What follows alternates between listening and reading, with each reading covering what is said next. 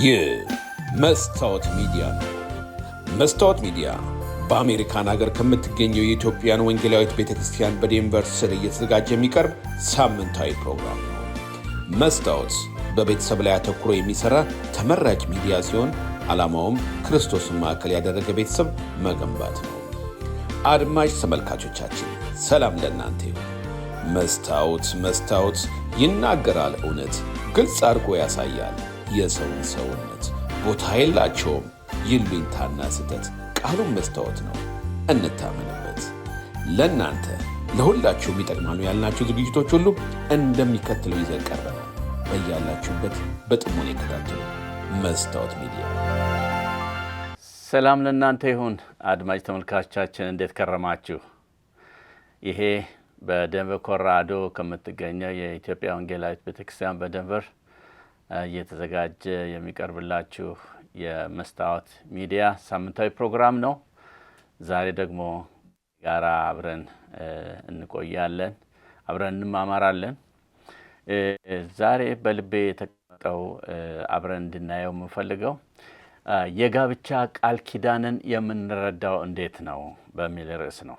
ስለ ጋብቻ ቃል ኪዳናችን ነው ዛሬ እንድንማር፣ እንድንወያይ፣ እንድንነጋገር በየቤታችን ያሰብኩት።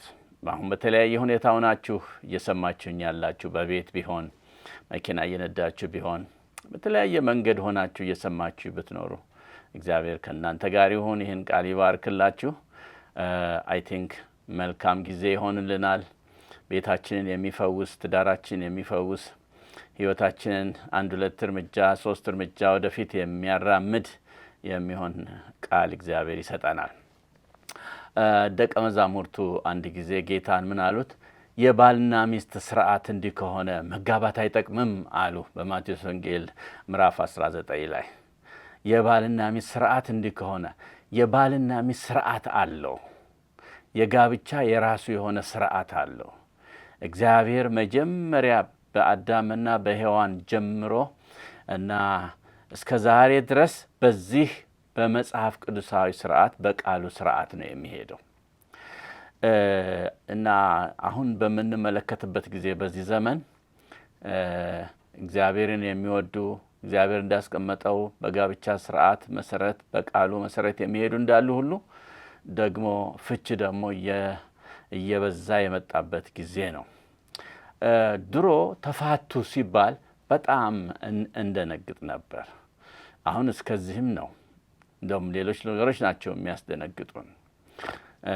አዲስ አበባ በነበርኩ ጊዜ አንድ ክፍለ ከተማ ሄጄ አንድ ማስታወቂያ አየሁኝ። ማስታወቂያው ስራችንን በቅልጥፍና እንሰራለን የሚል መንፈስ ያለው ነው እና የጻፉት ምንድን ነው?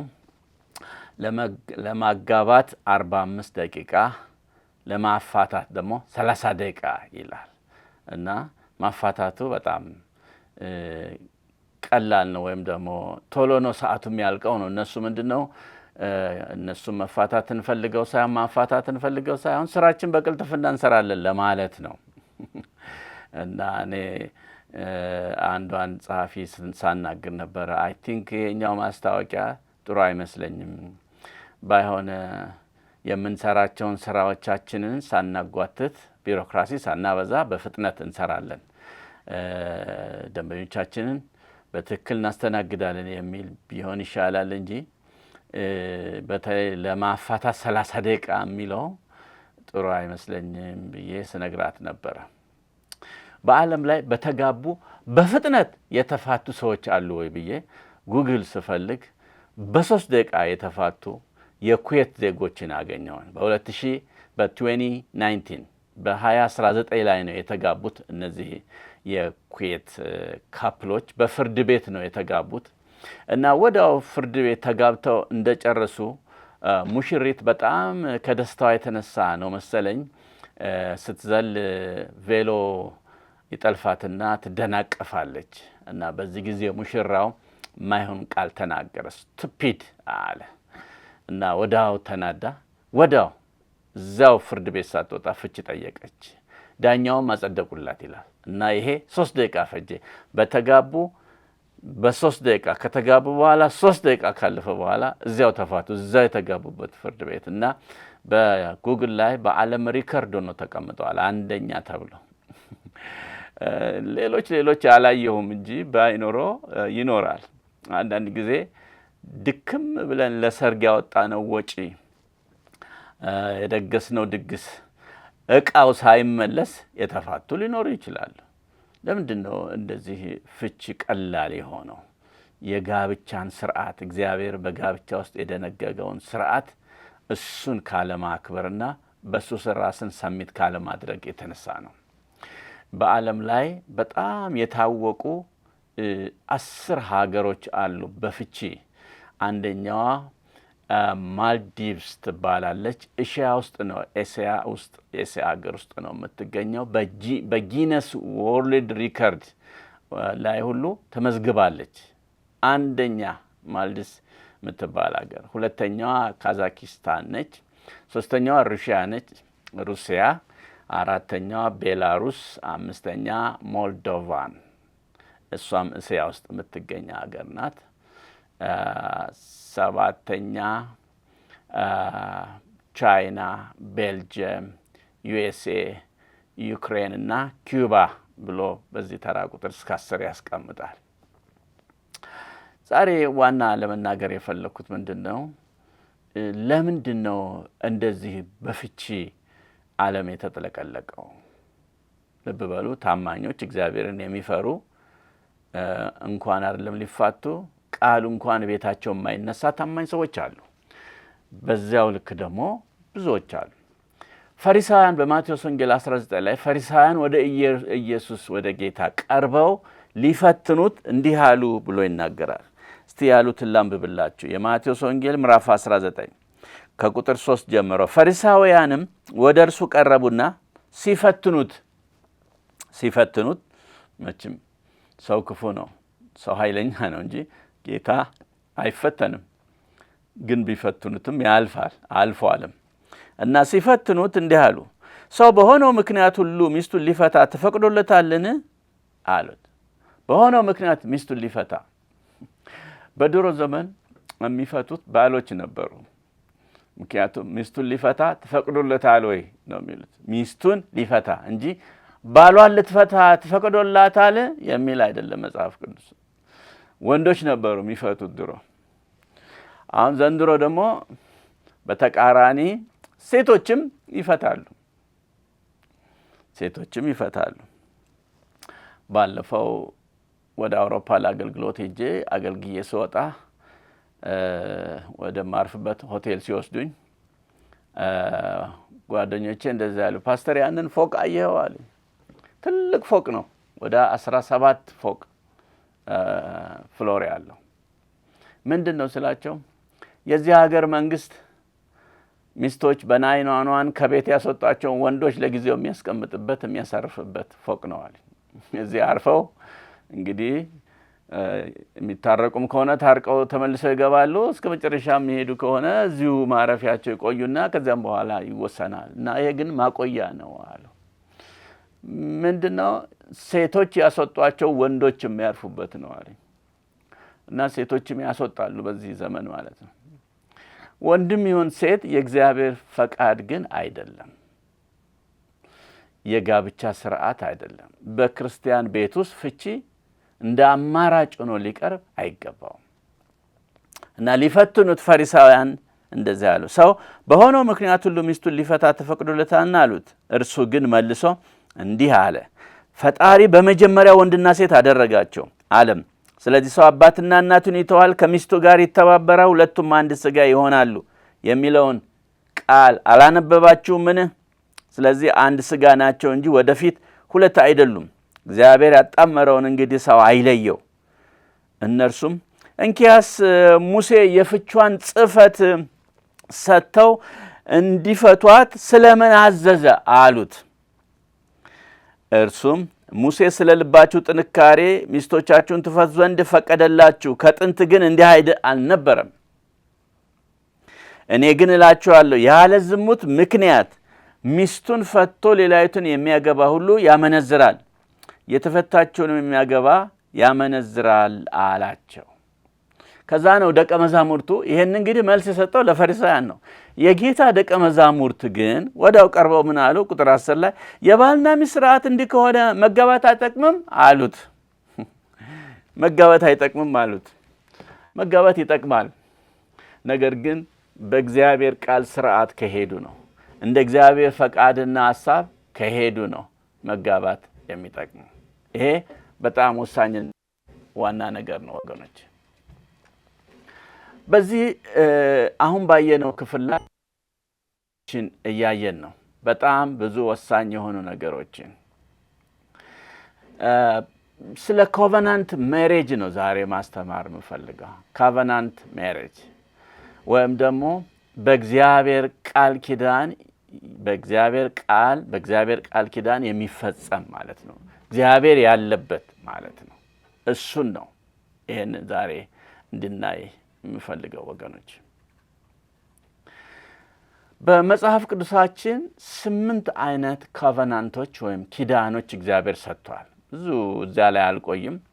ነገር ግን ኮቨናንት ዊዝ አዳም፣ የአዳሚክ ኮቨናንት የሚባል ጄኔሲስ 2 ላይ፣ እንዲሁም ደግሞ የኮቨናንት ዊዝ ኖህ፣ የኖሂክ ኮቨናንት የሚባል እንዲሁም ጄኔሲስ 9 ዘፍጥረት 8 ላይ ያለ ዘፍጥረት 9 ላይ ይቅርታ፣ የአብርሃም ኮቨናንት ዊዝ አብርሃም ዘፍጥረት 12 ላይ፣ ሞዛይክ ኮቨናንት የሚባል ኮቨናንት ዊዝ ሞሴስ ኤክሶደስ 19 ወይም ዘጸአት 19 ላይ እና ሌቪቲካል ኮቨናንት ዊዝ ዘ ፕሪስትሁድ ማለት ነው ከካህናት ጋራ የዘሁልቁ 25 ሚልኪያስ 2 ላይ ይህንን ሰጥቷል። ዴቪድ ኮቨናንት የሚባል ኮቨናንት ዊዝ ኪንግ ዴቪድ 2 ሳሙኤል 7 መዝሙር 89 እነዚህ ሁሉ ኪዳኖች ናቸው። እንዲሁም ኒው ኮቨናንት ስሩ ጂሰስ ክራይስት አዲስ ኪዳን ኮቨናንት ኤርምያስ 31 ከ31 እስከ 34 ሉቃስ 22 ከ20 ጀምሮ ዕብራውያን 8 ከ6 እስከ 13 ያለውን ስትመለከቱ የአዲስ ኮቨናንት እግዚአብሔር ገብቷል። 8ኛው ሜሬጅ ኮቨናንት ወይም ደግሞ የጋብቻ ቃል ኪዳን የሚባለው ነው። ጄኔሲስ 2:24 እንዲሁም ደግሞ ሚልኪያስ 2:11-16 እና ኤፌሶን 5:31 እስከ 33 8 አይነት ኮቨናንቶች በመጽሐፍ ቅዱስ እንዳሉ እነዚህን ጥቅሶች ብናነብ እንረዳለን። እኔ አሁን የማተኩረው 8ኛው ወይም ደግሞ መጀመሪያ ከነዚህ ሁሉ ቀድሞ የተመሰረተው የጋብቻ ኮቨናንት ኪዳን ሜሬጅ ኮቨናንት ላይ ነው ለመናገር የምፈልገው። በዚህ ዓለም ላይ 3 አይነት የጋብቻ አይነቶች አሉ። 3 አይነት። የመጀመሪያው አሁን እንዳልኳችሁ ኮቨናንት ሜሬጅ ነው። ብዙም እናተኩረው እዚህ ላይ ነው። በዚህ በተከታታይ ባሉት ትምህርቶች በዚህ በመስታወት ፊት በሚለው ፕሮግራማችን ማለት ነው።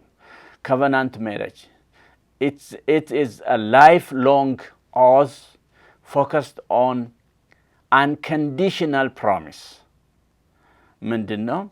የህይወት ዘመን በምንም ሁኔታዎች የማይሻር የህይወት ዘመን መሐላ ወይም ቃል ኪዳን ነው። ይሄ ኮቨናንት ሜሬጅ የሚባለው ቅድም እንዳልኳችሁ ሚልኪያስ 2:14 ማቴዎስ 19:6 ላይ የሚገኝ ነው። ይሄ ኮቨናንት ሜሬጅ የሚባል ነው። በደንብ እናየዋለን ትንሽ ቆይተን። ሁለተኛው እንግዲህ በዓለም ላይ 3 አይነት የጋብቻ አይነቶች አሉ ብያለሁ። ኮንትራት ሜሬጅ የሚባል ነው። it's the conditional agreement focused on mutual benefit የሚባል ምንድነው? በሁኔታዎች ላይ የተመሰረተ በሁለቱም ጥቅም ላይ የተመሰረተ ጊዜያዊ ስምምነት ነው ወይም ደግሞ ኮንዲሽናል የሆነ አግሪመንት ነው ማለት ነው። ይሄ እንግዲህ ከሆነ ይሆናል ካልሆነ አይሆንም አይነት ነው። ይሄ ኮንትራት ሜሬጅ ትንሽ እናያለን። ብዙ ግን እሱ ላይ አልቆይም። እኔ የምፈልገው ኮቨናንት ሜሬጅ ላይ ነው መቆየት የምፈልገው። የሚጠቅመው መጽሐፍ ቅዱሳዊ እሱ ነው። በዓለም ላይ 3 አይነት የጋብቻ አይነቶች አሉ። 3ኛው ኮሃቢቴሽን ሜሬጅ የሚባል ነው። ምን ማለት ነው? ሊቪንግ ቱጌዘር ዊዛውት ሜሬጅ ማለት ነው። ሳይጋቡ አብረው የሚኖሩ ኮሃቢቴሽን ሜሬጅ ይባላል። ከላይ ያሉት ሁለቱን ወደ ኋላ በሰፊው እናያለን። አሁን ግን የሰውን ህሊና ያደነዘዘውን ስለ ኮሃቢቴሽን ሜሬጅ ትንሽ እንድናውቅ እፈልጋለሁ። አንዳንዶች ወደው ብቻ ሳይሆን ወልደውም የሚጋቡበት ነው። ለምሳሌ ልጅቷ አርግዛ ከሆነ ሆዷ ሳይገፋ ቶሎ ቶሎ አፋጥነው ለሰርግ ይደረጋል ማለት ነው። ከዛም በኋላ ትወልዳለች ማለት ነው። ያው በጋብቻ ወለደች ለመባል። በአሜሪካን ሀገር 58% ኢቫንጀሊካል ቸርች ራሱ አፕሩቭድ አድርገውታል፣ ተቀብለውታል። ይሄንን ኮሃቢቴሽኑን የሚገርም ነው። የዚህ የኮሃቢቴሽን ሜሬጅ በዚህ ውስጥ የሚያልፉ ሰዎች ምክንያታቸው ምንድን ነው? አንደኛ ተዋደናል፣ ፍቅር አለን፣ ሮማንቲክ። ሁለተኛ ፋይናንሱን ብቻችንን ከምንሆን ሞርጌጁን 50% እንድንካፈል፣ የኑሮ ውድነቱን ብቻችን አንችለውም። ሌላው እድሜያችን እየገፋ ነው፣ ዘር ሳንተካ ሳንወልድ የሚል። ሌላው የሰው ውለታና ይሉኝታ ይዟቸው። የሰው ውለታ ማለት ለምሳሌ እንደዚህ አስተምሮኝ ወይ እንደዚህ ረድቶኝ እንዴት አብረን እንኑር ሲለኝ እምቢ እላለሁ ልትል ትችላለች። ከውለታው የተነሳ ሴቷ ወይም ወንዱ ከውለታዋ የተነሳ እንዴት እንዲህ ያረገችልኝ እምቢ እላለሁ ይላል። እና በውለታ በይሉኝታ ደግሞ ሳላገባ ቆሜ መቅረት እኮ ነው ሰው ምን ይለኛል በሚል በተለያዩ ምክንያቶች ወደ ኮሃቢቴሽን ሜሬጅ ሰዎች ይገባሉ። ይሄ ግን መጽሐፍ ቅዱሳዊ አይደለም። ስለዚህ መቆም አለበት። በሰባት ምክንያቶች መቆም አለበት። አንደኛ እንደ ቃሉ አይደለምና መቆም አለበት።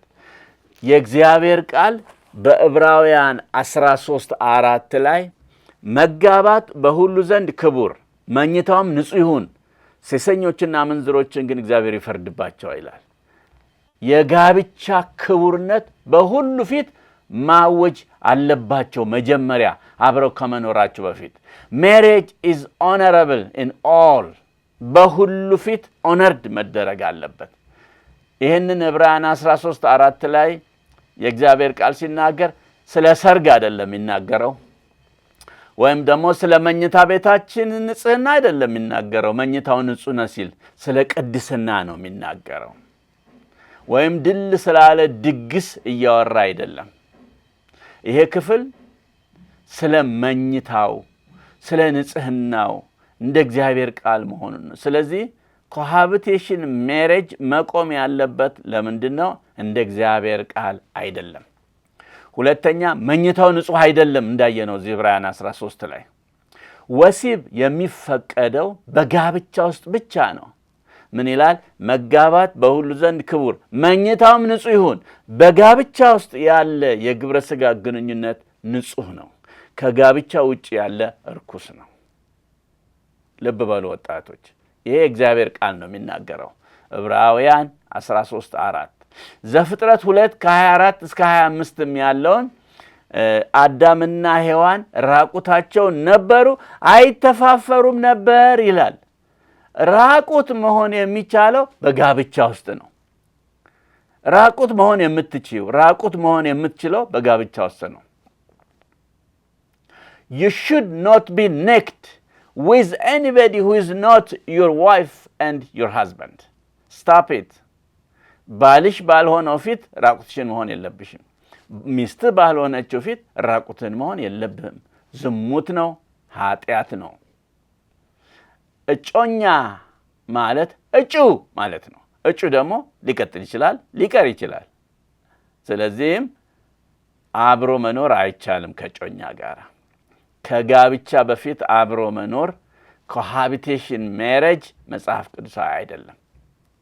ሶስተኛው ኮሃቢቴሽን ሜሬጅ ኢዝ አ ፎርኒኬሽን ባይ ኢትሰልፍ፣ በራሱ ዝሙት ነው። አንደኛ ቆሮንቶስ 7:1 እስከ 2 ስለ ጻፋችሁልኝስ ነገር ከሴት ጋር አለመገናኘት መልካም ነው ይልና፣ ነገር ግን ስለ ዝሙት ጠንቅ ለእያንዳንዱ ለራሱ ሚስት ይኑረው፣ ለእያንዳንዲቷም ለራሷ ባል ይኑራት ይላል። ሚስት ይኑረው። ስለ ዝሙት ጠንቅ ፎርኒኬሽን ነው የሚለው እና ሚስት ባልና ሚስት መሃል ፎርኒኬሽን የለም።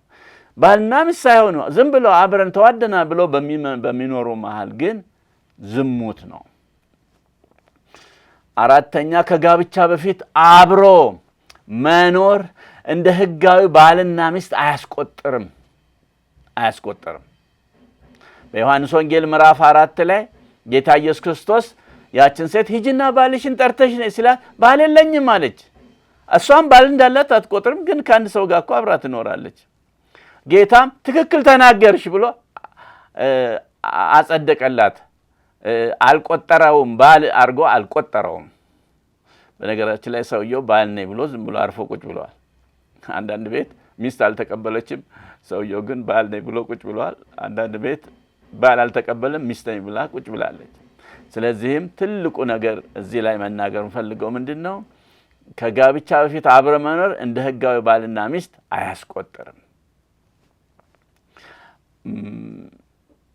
ስለዚህ አብሮ መኖር በጋብቻ ውስጥ እንጂ ከጋብቻ ውጭ አይደለም። አምስተኛው መቆም ያለበት ኮሃቢቴሽን ሜሬጅ ከተጋቡ በኋላ ይፋታሉ። 46% እንደሚፋቱ ጥናት ይናገራል። የሚያጠግብ እንጀራ ከምጣዱ ያስታውቃል እንደሚባል ታማኝ ስላይደሉ፣ በትዳራቸው ላይ ሊሄዱ ስለሚችሉ፣ ዝም ብሎ ስለሆነ ያሉት ሙከራ ውስጥ ስለሆነ ያሉት የአይነት ኮሚትመንት ስለሌለ የጸና ኮሚትመንት በቃሉ ላይ የጸና በኪዳን ላይ የጸና ስለሌለ ከተጋቡም በኋላ ከሌላ ሰው ጋርም ሊሞክሩ ይችላሉ። እንደገና ለአባለዘር በሽታ የመጋለጣቸው እድል ሰፊ ነው። ከተጋቡም እንኳ በኋላ በዚህ በኮሃቢቴሽን ሜሬጅ የሚኖሩ እንጋባ ብሎ ከተጋቡም በኋላ እንኳን ብዙ ችግር አብሮ ይፈጠራል። ስድስተኛው ኮሃቢቴሽን ሜሬጅ ዲቫሉዌሽን ወሜን የሴቶችን ክብር እድል ዝቅ ያደርጋል። የሴት እድሏ አንድ ነው፣ ወይ ማግባት ወይ አለማግባት፣ 2-3 የለም። ወንድ ሙከራውን ይቀጥላል። ሴት አንድ ጊዜ ከሱ ጋር አብራ ከኖረች በኋላ ሌላ ሰው ላይፈልጋት ይችላል። እህቴ አንቺ ክርስቶስ ደሙን ያፈሰሰልሽ ክቡር ልጁ ነሽ። ለመከራም ለመሞከሪያም አይደለም የተጠራሽው። ስለዚህ ማንም ሰው ሊሞክርብሽ ሲነሳ ኖ ማለት አለብሽ። መድኃኒት እንኳን የሚሞከረው በአይጥ ነው እንጂ በሰው አይደለም። ስታፕ ኢት። only the sacred marriage secured woman በቅድስና የሆነ ጋብቻ በተለይ ሴቶችን ሴኩርድ የሚያደርገው ይሄ ነው። በኮቨናንት የሆነ ጋብቻ፣ በቃል ኪዳን የሆነ ጋብቻ፣ እግዚአብሔር ያለበት ጋብቻ ሴኩርድ ጋብቻ ነው ለሴቶችም ለወንዶችም። ስለዚህ ፓስተር ደሞዝ ዛሬ ታዲያ ምንድነው የምትለን? በኮሃቢቴሽን ጋብቻ እየኖርን ያለነው አሁን የመንፈስ ቅዱስና የህሊና ወቀሳ ውስጥ ገብተናል፣ ምን እናድርግ የምትሉ አሁን የምትሰሙኝ ብትኖሩ 3 ነገር ነው መክራችሁ። የመጀመሪያው አትለያዩ። ኦልሬዲ አብራችሁ ነው ያላችሁት። በመጽሐፍ ቅዱስ ቋንቋ ተጋብታችኋል። ምን በሚል ሁለቱ አንድ ይሆናሉ፣ አንድ ስጋ ሆናችኋል ኦልሬዲ። ስለዚህ አትለያዩ፣ አብራችሁ ቀጥሉ። ሁለተኛው በህጋዊ መንገድ ነገውኑ ሂዱና ተጋቡ። በህጋዊ መንገድ በአገሪቱ ሁኔታ ባላችሁበት ሁኔታ በህጋዊ መንገድ ተጋቡ።